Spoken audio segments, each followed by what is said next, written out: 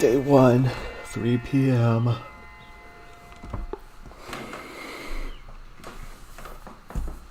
Oh boy, 3 p.m. Ugh, man, this English paper is giving me one hell of a headache. I mean, come on, it's Hamlet. People have been discussing it for 500 years. What else can I possibly say about it?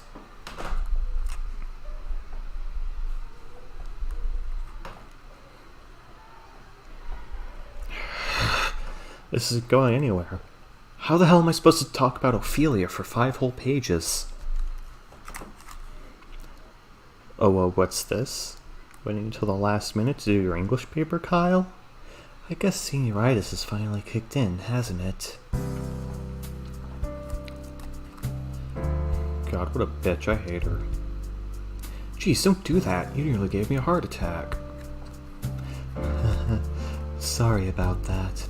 I just couldn't help but notice you were having a rough time with your assignment.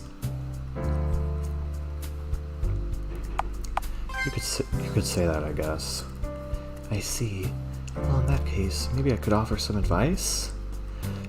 Sure, that'd be fine. Alright then. What is it you're having trouble with exactly? The content?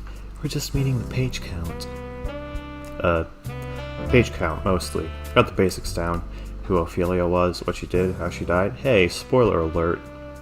But it only takes up 2 pages at most. What else could I possibly write about that Mr. Neal thinks will need 5 whole pages?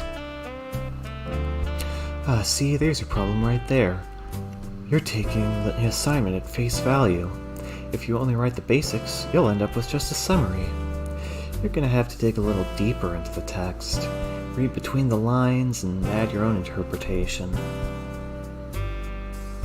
My interpretation? What interpretation is there that we haven't covered in class? You'd be surprised.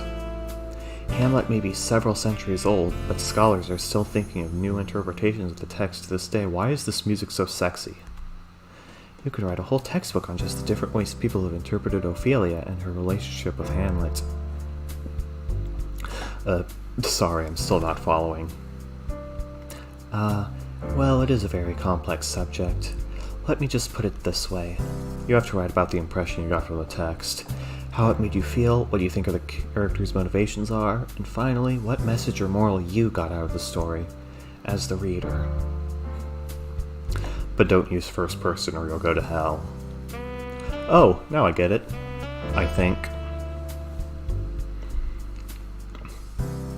Yes, well, as much as I'd like to keep this conversation going, I'm meeting another student for tutoring in a few minutes. Perhaps we could finish it tomorrow? I've already completed my paper, so I could easily help you with yours.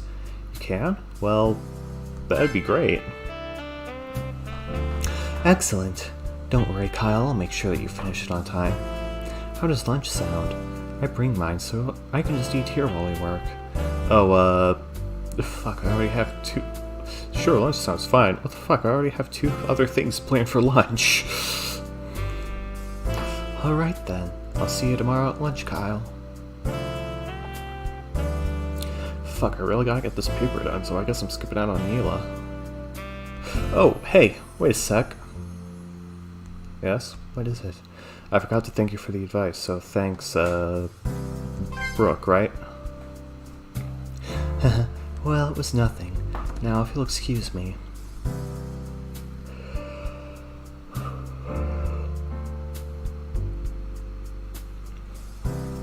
Brooke O'Keefe, the daughter of Senator O'Keefe. Imagine carrying a child for 9 months just to name him Senator. She's incredibly smart. One of the smartest kids in the entire school, I'd say. She even takes the time to tutor other kids who aren't doing as well. Not to mention, she's a real looker.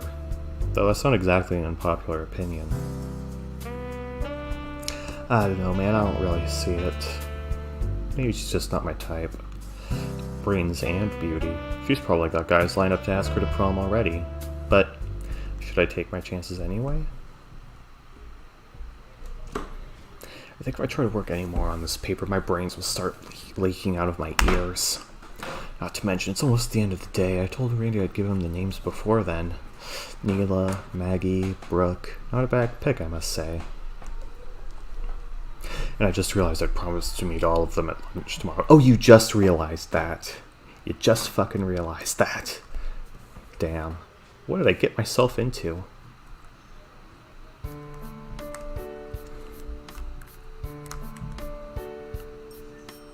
I'm still not following you, Brooke. How is finding A and B going to help me find C anyway? Oh, that's easy. You remember the Pythagorean theorem, right? A squared plus B squared equals C squared. All you have to do is square the values of A and B, add them up, and find the square root of the result. Here, let me show you how to do it on your calculator. Wow, I can't believe Brooke has the time to help so many kids. It's kind of admirable when you think about it.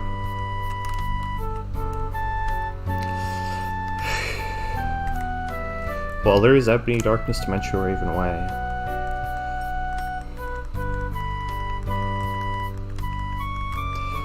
Various fiction novels, mostly older ones. Looks like it could use a little updating. Various fiction novels, mostly American and British classics. We had a bunch of these assigned in Mr. Neal's class. Read a bunch of them at my old school, too.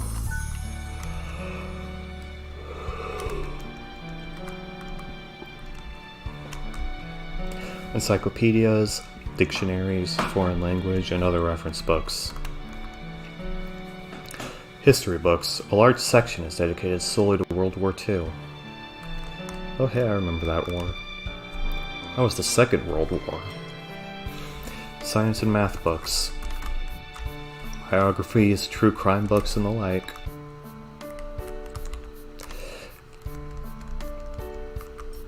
Poetry and short story collections. Copies of assigned textbooks for students to take home. Anyway, I guess I better get back to Randy. Better tell him about those 3 girls I found. Neela, Brooke, Maggie.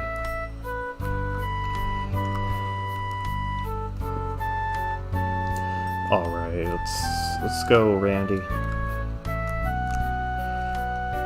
Oh god, I just remembered I'm gonna have to do his voice again. Alright.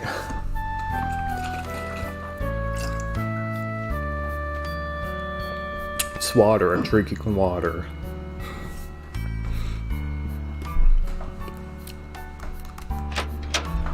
Don't drink alcohol, kids. Like I'm not doing right now.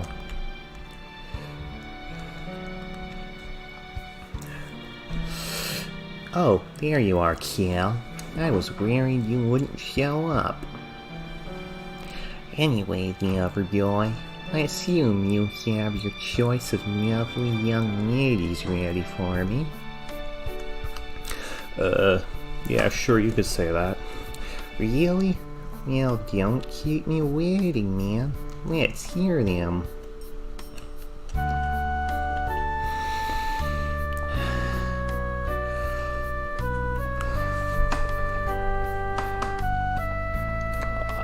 I don't think I'm gonna do that voice anymore, but I can't think of any other voice to do for Randy.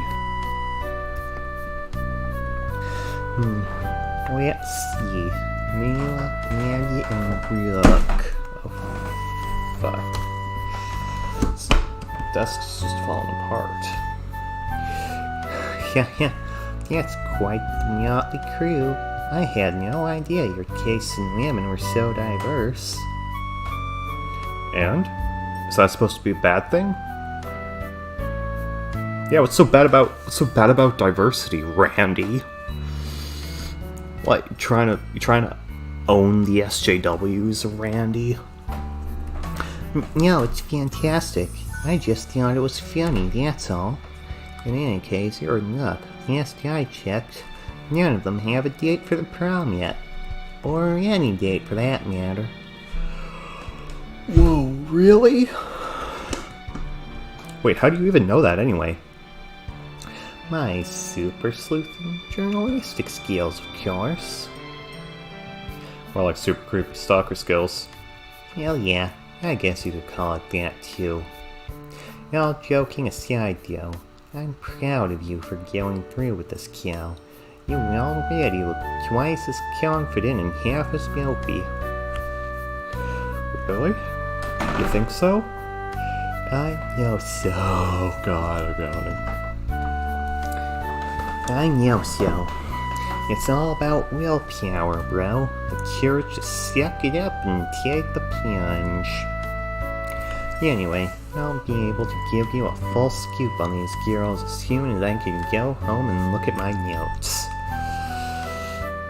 Hold on, you have notes? On nearly every student at St. Giles, even you, Cal. Of course you do. I should have known. Hey, don't be hating. You'll be thanking me later when my notes help you land your dream date. I'll bring them by to you first thing in the morning. Don't get comfy before then, alright? Alright, I'll try not to. You've got a weird way of going about it, but you're a good friend, Randy. Thanks. Don't worry about it. See you tomorrow, Cal.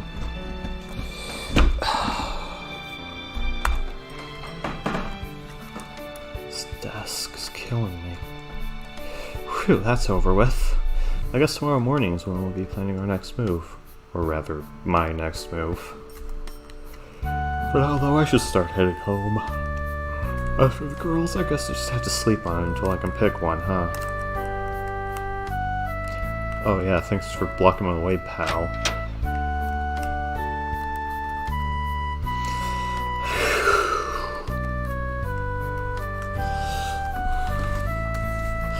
This is a pretty hard choice.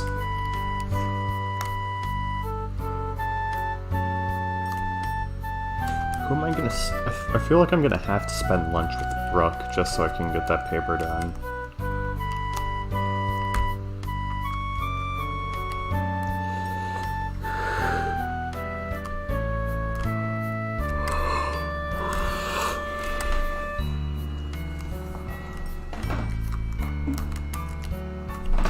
But you know, Neil is pretty cute, and Maggie seems fun. I honestly don't know. I guess we'll just wait till the last minute to decide.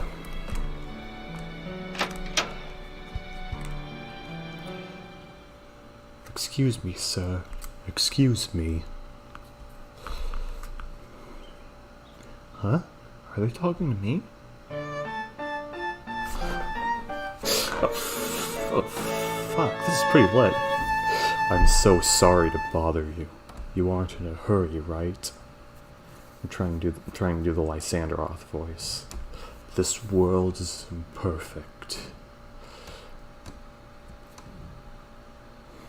Yes, it was I.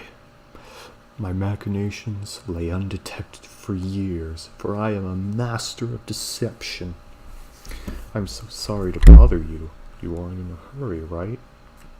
It's sounding less like Lysanderoth and more like Sans Undertale. So sorry to bother you. You aren't in a hurry, right? Do I know you? Well, no, I don't suppose you would.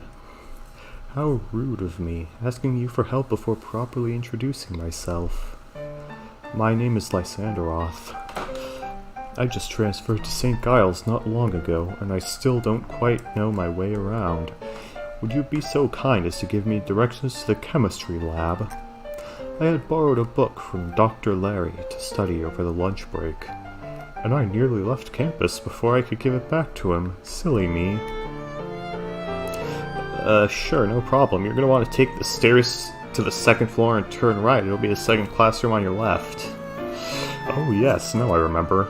Thank you so much, Mr... Oh, it's Kyle. Kyle Mason. Well, it's a pleasure to meet you, Kyle. I know it's nearly the end of the year, but I hope we can talk more often before then.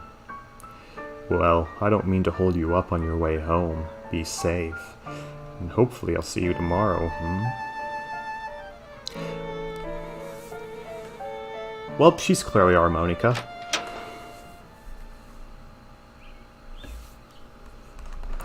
A transfer student? I don't remember hearing about any transfer students. Yeah, maybe I just wasn't paying attention. She seems polite, at least. In any case, last bell's about to ring. I bet I could get away with it if I went ahead and left. Are you ready to leave school for the day? Yeah.